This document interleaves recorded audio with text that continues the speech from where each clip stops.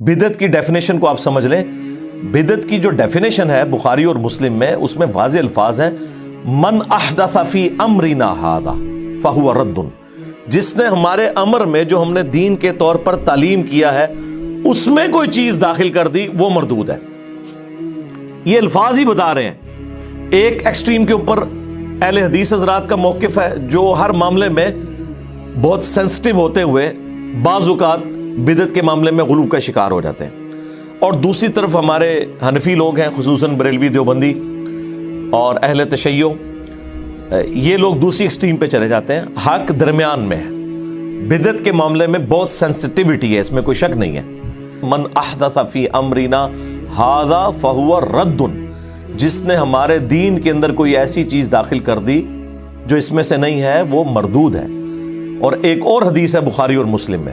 صحیح بخاری میں وہ ابن مسعود سے موقوفاً ہے، اور مسلم شریف میں وہ پوری مرفوع روایت ہے. جابر بن عبداللہ سے امام باقر علیہ السلام نے روایت کیا ہے، اور امام باقر علیہ السلام سے امام جعفر نے روایت کیا ہے کہ نبی علیہ السلام جب کبھی بھی منبر پر خطبے کے لیے آتے تو آپ علیہ السلام فرماتے حمد و صلات کے بعد اما بعد فإن خیر الحدیث کتاب اللہ وخیر الہدی ہدی محمد صلی اللہ علیہ وآلہ وسلم وشر الامور محدثاتها وکل محدثۃ بدعہ وکل بدعۃ ضلالہ وکل ضلالۃ فی النار. کچھ الفاظ جو ہے نا اس کے وہ سنن ابی داؤد کے اندر اور جامعہ ترمذی میں ہیں، کچھ سنن نسائی میں ہے. میجورٹی جو پورشن ہے وہ صحیح مسلم میں 2005 نمبر یہ حدیث ہے، اور موقوفاً ابن مسعود سے بخاری کے اندر بھی موجود ہے کہ نبی علیہ السلام نے فرمایا کہ آگاہ ہو جاؤ، سب سے بہترین کلام اللہ کی کتاب ہے، سب سے ہدایت یافتہ راستہ محمد صلی اللہ علیہ وآلہ وسلم کا ہے، بدترین کام وہ ہیں جو دین میں خود سے داخل کر دیے جائیں. ایسے جو کام ہیں یہ بدعتیں ہیں، تمام بدعتیں گمراہیاں ہیں، اور تمام گمراہیاں جہنم میں لے جانے والی ہیں. اللہم اجرنا من النار. اب اس کی وجہ سے نبی علیہ السلام نے کیٹاگوریکلی ایک حق بات امت تک پہنچا دی. لوگ جو بات بات میں پوچھ رہے ہوتے ہیں کہ جی یہ منع کہاں ہے، یہ منع کہاں ہے، بھئی ایک جملے سے چیز منع ہو گئی. بخاری مسلم دونوں میں حدیث ہے، نبی علیہ السلام نے فرمایا کہ مجھے اللہ نے جوامع کلمات کے ساتھ مبعوث کیا ہے، یعنی بات میں مختصر کرتا ہوں اور مفہوم گہرا ہوتا ہے. اب یہ مختصر سی بات ہے کہ سب سے بہترین کلام اللہ کی کتاب ہے، سب سے ہدایت یافتہ راستہ محمد صلی اللہ علیہ وآلہ وسلم کا ہے. بس اتنی بات ہوتی نا تو آپ کے لیے پھر بھی کوئی گنجائش نہیں کر سکتی تھی کہ ہاں آپ کا بھی ہے لیکن وہ زیادہ بہترین ہے. لیکن ساتھ جو کہا نا وشر الامور محدثاتها، اور بدترین کام وہ ہیں جو خود سے انوینٹ کر دیے جائیں، اور یہ کام بدعتیں ہیں، اور تمام بدعتیں گمراہیاں ہیں، اور تمام گمراہیاں جہنم میں لے جانے والی ہیں. تو اب اس کے بعد کوئی گنجائش نہیں رہے گی.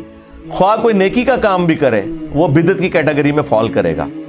مثال کے طور پر اگر کوئی شخص عید کی اذان دینا شروع کرتے تو کسی حدیث میں یہ مینشن نہیں ہوا کہ عید کی اذان منع ہے. صرف احادیث میں بخاری مسلم میں یہ آیا ہے کہ نبی علیہ السلام عید کے لیے اذان نہیں دلواتے تھے، لیکن آپ نے کہیں نہیں فرمایا کہ میں منع کرتا ہوں یا اذان دینا گناہ کا کام ہے. اذان تو بڑا نیکی کا کام ہے. بخاری مسلم دونوں میں حدیث ہے کہ اذان کی آواز سے شیطان کی ہوا خارج ہو جاتی ہے اور وہ وہاں سے بھاگ جاتا ہے کئی کلومیٹرز دور تک. تو عید کے موقع کے اوپر تو دو اذانیں ہونی چاہیے کہ بعض لوگ تو صرف عید کے لیے مسجد میں آ رہے ہوتے ہیں، لیکن عید کے لیے اذان کوئی نہیں ہے. اذان نہیں ہے، اقامت بھی نہیں ہوتی، ڈائریکٹ نماز پڑھی جا رہی ہوتی ہے. کبھی کسی بریلوی نے، کسی دیوبندی نے، کسی شیعہ نے، کسی اہل حدیث نے اذان نہیں دی. پوچھیں کیوں؟ وہ کہتے ہیں ثابت نہیں. لیکن بریلوی حضرات سے تو ہم پوچھیں گے، آپ کے نزدیک تو ڈیفینیشن ہی نہیں. آپ کہتے ہیں جو بھی نیکی کا کام ہو، خواہ قبر پہ اذان دینا ہو، خواہ اذان سے پہلے درود و سلام پڑھنا ہو، وہ ہم نے کر لینا ہے کیونکہ نیکی کا کام ہے، اس کو کون منع کر سکتا ہے. تو آپ کی ڈیفینیشن میں تو یہ ہونا چاہیے.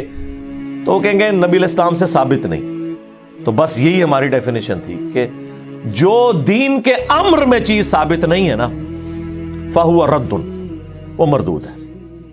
البتہ یہ یاد رکھیے گا، دین کو جو سپورٹیو چیزیں ہیں نا، دین کی ترویج کی خاطر اصلی دین اپنی جگہ ہوتے ہوئے ان چیزوں کو دین کی سپورٹ کے طور پر رکھنا، اس کا حکم ہے نبی علیہ السلام کی طرف سے، اور وہ چیز ہے جس کی وجہ سے لوگ دھوکہ دیتے ہیں کہ جی مسجد میں قالین بچھانا، مسجد میں ایئر کنڈیشن لگوانا، مسجدوں کے مینار بنانا، اس میں محراب رکھنا، سپیکر لگانا، یہ بھی تو نبی علیہ السلام کے زمانے میں نہیں ہوتا تھا۔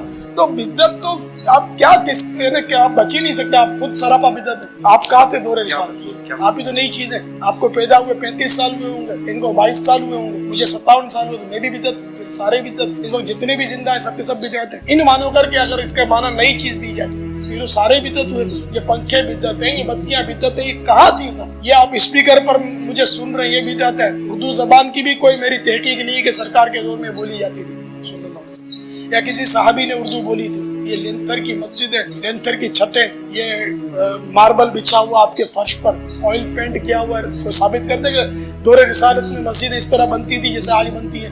کوئی گنبد ثابت کر دے مسجد کا کہ پہلے گنبد بنتا تھا اور یہ طاق نما محراب مسجد میں بنتے تھے، منارے بنتے تھے مسجد کے، کوئی ثابت کر دے؟ کبھی بھی نہیں ثابت کرے گا کہ بنتے نہیں تھے۔ اور بھائی کوئی شخص نماز پڑھتے ہوئے یہ نیت کرتا ہے کہ اوپر اس قالین کے، نیچے اس پنکھے کے، سامنے اس اے سی شریف کے، منہ طرف خانہ کعبہ شریف، اس کا دین سے کیا تعلق ہے؟ اگر حج کے اوپر ہم بائی ایئر ٹریول کرتے ہیں، اونٹ پہ سفر نہیں کرتے، گدھے پہ سفر نہیں کرتے، تو حج کی ایکٹیویٹیز تو وہی ہیں۔ ایون وہاں پہ بھی صفا مروہ کی اسی طریقے سے صحیح آپ نے کرنی ہے، خواہ ویل چیئر کے اوپر کر رہے ہوں یا پیدل کر رہے ہوں۔ طواف کعبہ آپ سواری کے اوپر کریں یا پیدل کریں، ایکٹیویٹی تو وہی ہے۔ نبی علیہ السلام نے خود اونٹ کے اوپر طواف کعبہ کیا ہے تاکہ لوگ آپ کی زیارت کر لیں، اور یہ بھی جھوٹ ہے کہ نبی علیہ السلام نے پیدل حج کیا ہے، آپ علیہ السلام نے سواری پہ حج کیا ہے۔ بھی خام لوگوں نے نا پیدل حج کیا جی، بڑا ثواب کا کام ہے، خود بھی مصیبت میں ڈالتے ہیں، ساتھ فیملی کو بھی عذاب میں ڈالتے ہیں۔ بھئی اللہ نے فیسلٹی دی ہے، نبی علیہ السلام نے بھی یوز کیا، آپ بھی یوز کریں۔ ہاں اگر صرف کوئی بیچلرز گئے ہوئے ہیں تو پیدل حج کرنا آسان ہے، کیونکہ آپ جلدی اپنے معاملات کو ٹیکل کر لیتے ہیں، وہ آپ جائیں گے تو آپ کو اندازہ ہو جائے گا انشاءاللہ تعالی۔ تو اصل ایکٹیویٹیز اپنی جگہ پہ ہیں، لہٰذا یہ بدعت کی کیٹیگری میں فال نہیں کرتی۔ ان کی مثالیں دینا بالکل غلط ہے، صرف اپنی بدعتوں کو حلال کرنے کے لیے کہ جی یہ کام بھی تو ہو رہے ہیں نا، یہ دین میں داخل نہیں ہوئے، یہ دین کو سپورٹیو ہے۔ اور اس کی اصل وہ حدیث ہے جو صحیح مسلم کے اندر ہے کہ نبی علیہ السلام کے پاس کچھ نیو مسلمز آئے اور کپڑے بھی پورے نہیں تھے ان کے جسموں پہ، بعض لوگ ننگے پاؤں تھے، بعض ننگے بدن تھے۔ نبی علیہ السلام کو ان کی حالت کے اوپر بڑا ترس آیا، آپ علیہ السلام نے نماز کے بعد مسجد کے صحن میں ممبر لگوایا اور ایک بلیغ خطبہ ارشاد فرمایا جس میں آپ نے انفاق فی سبیل اللہ کی ترغیب دلائی اور فرمایا کہ اپنے آپ کو جہنم کی آگ سے بچاؤ، خواہ ایک کھجور ہی صدقہ کر کے ہو، اور اتنی ترغیب دلائی کہ لوگ اپنے گھروں میں گئے۔ سب سے پہلے ایک انصاری صحابی اٹھے، وہ اپنے گھر میں گئے اور جتنا سامان ایک بڑے بورے میں آ سکتا تھا وہ انہوں نے ڈالا، اور اس بورے کو گھسیٹتے ہوئے مسجد نبوی کے صحن میں حضور کے سامنے لا کے رکھا۔ صحیح مسلم کے الفاظ ہیں کہ نبی علیہ السلام کا چہرہ مبارک تھوڑی دیر پہلے جو پریشانی کی وجہ سے غم کے آثار تھے وہ اس طرح چمکنا شروع ہو گیا جیسے سورج چمکتا ہے، خوش ہو گیا آپ۔ اور اصحاب کہتے ہیں کہ وہ انصاری اس بورے کو مشکل سے ہی اٹھا پا رہے تھے، وہ اتنا بھرا ہوا تھا۔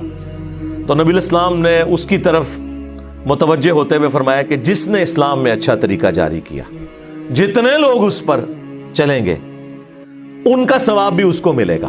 کیونکہ اس بورے کو دیکھ کے باقی لوگوں میں بھی ہمت ہوئی کہ یار اگر یہ غریب آدمی اتنا صدقہ اور خیرات کر سکتا ہے تو ہم کیوں نہیں کر سکتے؟ تو لوگ دیکھا دیکھی اٹھے اور اس طریقے سے مسجد نبوی کے اندر ڈھیر لگ گیا سامان کا۔ تو پھر نبی علیہ السلام کا چہرہ مبارک سورج کی طرح چمکنا شروع ہو گیا۔ آپ نے فرمایا جس نے اسلام میں اچھا طریقہ جاری کیا، جتنے لوگ اس پر عمل کریں گے اس کا ثواب اس شخص کو ہوگا، اور جو عمل کر رہے ہیں ان کے اپنے ثواب میں بھی کمی نہیں ہوگی۔ یہ نہیں ہے کہ صرف اس ایک کو ثواب ہو رہا ہے، اس کو کلیکٹیو ثواب، ان کو انڈیویجول اپنی نیکی کا ثواب۔ اور جس نے اسلام میں برا طریقہ جاری کیا، جتنے لوگ اس پر عمل کریں گے اس کا وبال اس شخص کے اوپر ہوگا اور ان کے اپنے وبال میں بھی کمی نہیں ہوگی۔ لوگ کہتے ہیں نہیں ہم نے مولوی سے مسئلہ پوچھ لیا، ہمارے گناہوں کا بوجھ اٹھا لے گا۔ اللہ کے نبی علیہ السلام نے فرمایا نہیں، اپنا آپ نے خود اٹھانا ہے، البتہ آپ کے برابر ایکسٹرا بوجھ مفتی اعظم صاحب اٹھائیں گے جنہوں نے آپ کو غلط مسئلہ بتایا ہوگا۔